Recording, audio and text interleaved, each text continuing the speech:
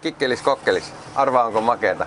Niin kuin mä oon aikaisemmin sanonut, niin aina kun mä oon jossain tämän sortin veneessä, niin mä aina innostun, että tämän myötä niin mulla olisi kaikki tämän Freja Boatsin veneet varmaan rivissä tuolla kaijassa.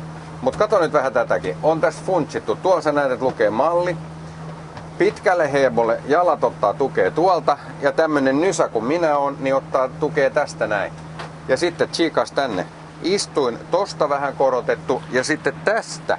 Tässähän se on se ihminen, kun se alkossa heiluu. Ristiselkä ei tarvitse niinkään tukea.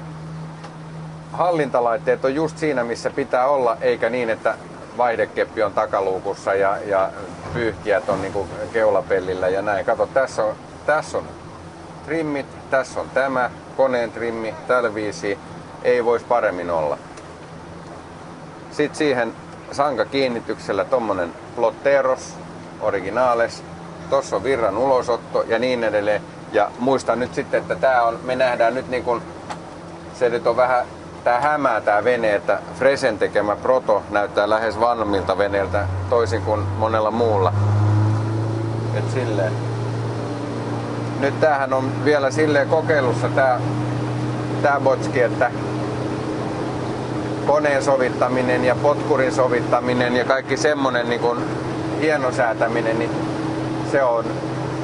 se on edessäpäin ja se tullaan tekemään tässä ihan pikapuoliin. Tosta mä vähän painan noin ja onhan tää kiva. Mökkiveneilyyn siis yhteysveneeksi, kalaveneeksi ja täällä mahtuu nukkumaankin vai mitä?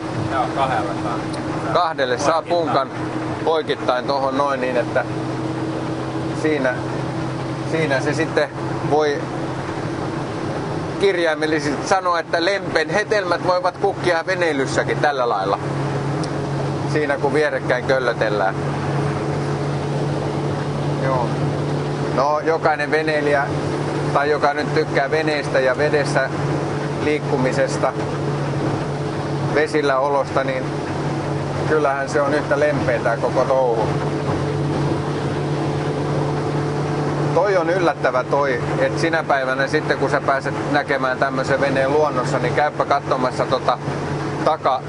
avaraa niin sanottua takakantaa, että kun täältä komentosillalta on siis niin helppo kulku tonne keulaan ja taakse, niin se, että onko tää vene ympärikäveltävä vai läpikäveltävä, niin se on yksi ero tässä veneessä muuten on. Tää on läpikäveltävä omistajalle ja ne, jotka ei omista, niin se on ympärikäveltävä. Ne ihmettelee vaan, mistä saisi itsellekin noin makea veneen. Siinä on se ero. Semmonen on ero, juu.